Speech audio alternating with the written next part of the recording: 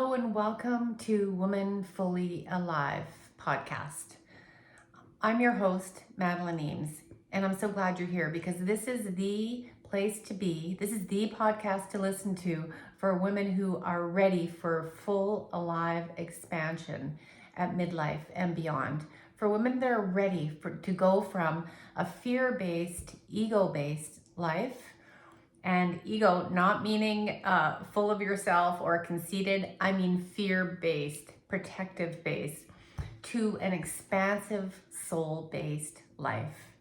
Beyond anything that anybody has told you should be, or even who you thought you were yourself. Right, so today what I really want to talk to you about is the importance of staying in your own lane. Now, you may have been told that by people before. Stay in your own lane, mind your own business, do your own thing, or, some similar versions of that. But what I'm really talking about is staying out of the drama. So choosing not to drag yourself down, weigh yourself down with unnecessary drama, and to rise above it. So here's an example. When you see someone posting something, say on social media, and you think, oh, you kind of get a bit judgy, and maybe they're saying something that you actually don't agree with, and you don't know who they are, you don't know where they're coming from, but the impulse is often to jump in to that conversation. I've done this before. I think we've probably all done this. And we know that, when we make comments like that, when we add to the conversation, it's probably going to get a lot more inflammatory comments, some for, some against, and it's like the drama just gets bigger and bigger and messier. And I've seen some of these threads where it just goes on and on and on. There's never any resolution. And if anything, one camp gets even stronger on their side and the other camp gets stronger on the other side. And they even get louder and battle more and more. This is what happens. And you don't need this in your life. You don't want this in your life. Like it is not the place that problems get solved. And it's certainly not the way that things get solved. Not the problems in this world or the tension or problems in your own body. That's not the way you're not going to find an answer there. And it's like, we all know this, yet we have this temptation to jump in. One of the areas where I see women jump in the most is responding to other women. And, that they aren't doing it right, or what they said was wrong, or what they're doing is wrong. And I am really going to strongly encourage you not to jump into those conversations, to just walk away and just tell yourself, I don't know where she's coming from. I don't understand her point of view, but it's hers. And just as I would like her to respect mine, I'm not going to add to it. I'm not going to participate in the back and forth.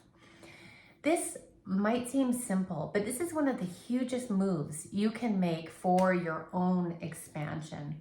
Because for as long as you're delving around in the muck, as long as you're rolling around in that kind of low vibration energy, because it's a very low vibe, you are bringing yourself down there.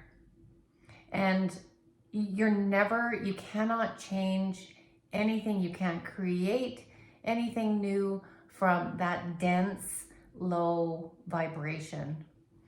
It will drag you down there with them. So it's very tempting.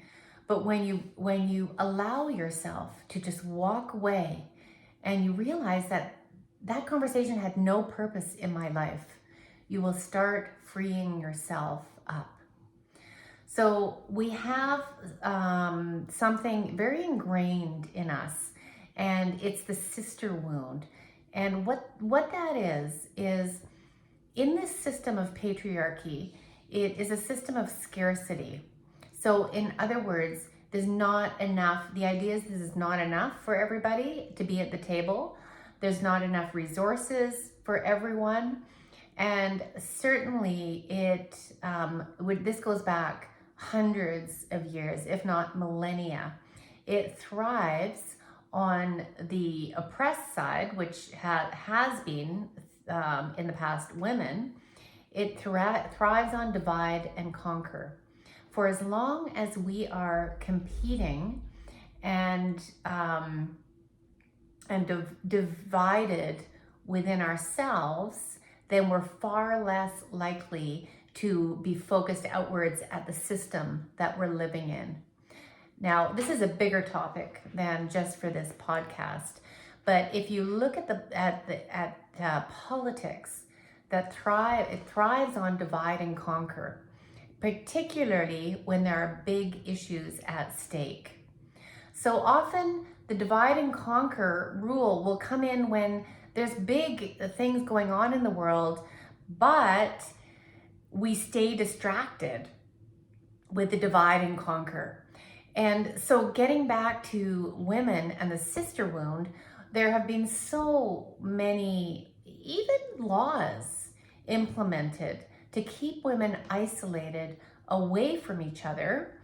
So because when you're away from each other, you're not having conversations and you're not communicating about common problems, common visions, and common goals. Because when women get together, as you probably know already, magic happens just in the conversations. And often it's in the conversations that healing actually happens.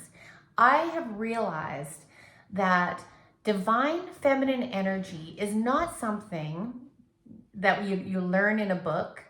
It's not intellectual. And in fact, it evolves within us, through us, and in conversation with other women. So when you start communicating with other women in a loving, vulnerable way, and we start gathering momentum through our common experience, this is where things are really going to change within us and outside of us. How many times have you gotten into a conversation with a woman? Well, first of all, where you may have had experiences where someone else was caught in the sister wound and you divulged something vulnerable, and that was not a trusting friend to tell it to. I understand those things. You know, we've all got, we've all done drama. We've all done cattiness. Nobody, I don't think, is clear of that. So I'm sorry if you had that experience. But alternatively, have you ever gotten into a really vulnerable, truthful, heart-sharing conversation with another woman who's had a similar experience, and you just know that you're connecting, and you come away feeling changed. You come away with some gift that you can't even describe. That's what I'm talking about. So when we participate in the drama, when we step out of our own lane and we start judging, criticizing, and complaining, commenting, whatever it might be, on things that we don't agree with, we get dragged down there too. So stay in your own lane, what makes you feel good in your body, what you're focused on, what your mission is, and revisit it every single day on a regular basis. What fills you up? I know for myself that if I'm having a bad day, or I feel like I'm, it's partly when you don't feel that great, that you gravitate towards things like that. And I've had women truthfully tell me that, when they're not feeling good, they want to see that somebody else is not feeling that good too. But they want to see someone that's doing worse than them. Now, cut yourself a little bit of slack. But when you are having you feel dragged into things like that, turn around, change your neural pathways, and do something that you love, something that inspires you, something that excites you. You can also just get up and turn on some music and dance. Shift your energy. Shift your energy to keep on rising, and keep on rising. It is possible. Now, Does this mean that you turn a blind eye when someone is hurt or sad, or, one of your kids is having a rough day? No, not at all. That's not drama. That is love and compassion. There's a very different energy between the energy of negativity, of blaming, complaining, drama, and love and compassion, right? So when someone says to you, I'm sad, I'm just not having a great day here. Yeah, can I talk to you? Obviously, you're going to use discernment, but that's a very different energy than, I can't believe that person said that. Can you believe that? And, or the negativity about, the way the world is going. And without actually talking about the facts, there's a different feeling to criticizing someone else, or just talking with a negative outlook or outcome. So, and you'll know, how do you know? Your knowing always lies in your body, always. How expanded does it feel? How contracted does it feel? How heavy does it feel? How light does it feel? So unless you're moving up and out, I would say that move away from it. When I am caring, say for my children, I don't feel heavy. If I'm worried about them, I do. But when I'm caring for them in their sadness or whatever they're going through, that feels to me expansive and light, right? Emotions themselves are not the heavy part. Emotions are not the heavy part. Emotions are not the drama. There's a difference. Emotions are just pure emotions. But drama is everything else that goes along with, drama is actually avoiding true emotions. So if I just feel like crap, I'm going to get on here and argue and complain about somebody else.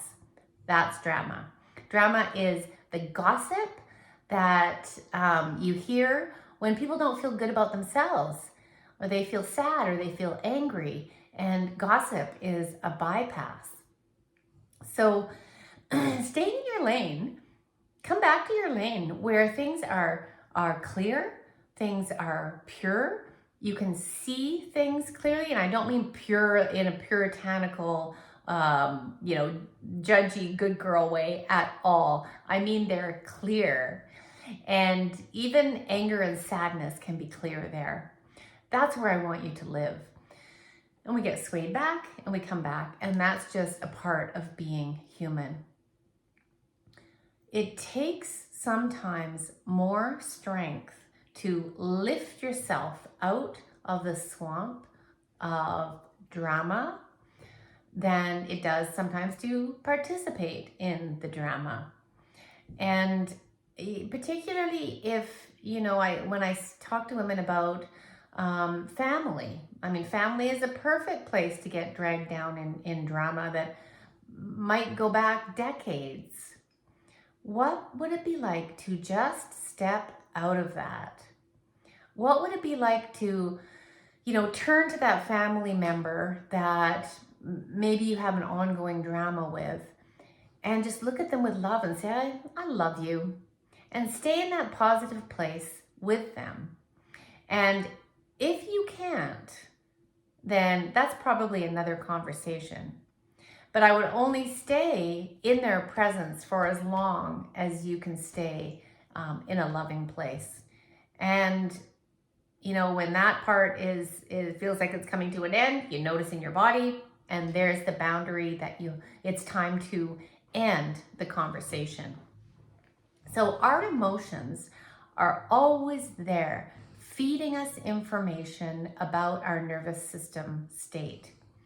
So I know that when, if I'm not in my own lane, or say I'm with someone, I'm starting to feel heavy, or I'm participating in something and it just, it doesn't feel good.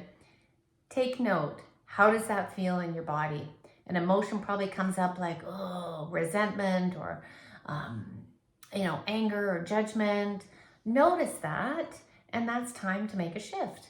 That's time to either exit out of there, or set a boundary. Say, look, I have to go now. Think I'm done for now. Talk to you another time. And this is going to give you so much energy and so much power. Just think about what it means to have complete control over your life. Setting your own boundaries around people. There are, some of you live with people that you don't feel like you have a lot of control over, but think about those spaces that you can create for yourself, whether it's space, physical space, or space as in time, where you can get back into your own lane, where you can get back to your true self and feel yourself in peace. And if you don't have any of that in your life, then it might be time for some big changes, because it's really hard to heal and expand when you don't have a sense of safety in your environment. Even if it means just getting out for a cup of coffee or a walk on your own or with a friend for once a week or once a day. Sometimes for women, that can be the lifesaver. And, meeting up for a dog walk every morning or once in a while, those can be the breath of fresh air that you need to continue to breathe life into your own situation. So staying in your own lane requires far less energy. And soon enough, if you imagine yourself just driving along in your own lane, you stay in there long enough and that car is going to go. It's just going to go because it's not getting distracted by all the other drivers doing all the stupid stuff, and you don't have to worry about road rage. So I hope this has been helpful. It is a very powerful move for a very powerful woman.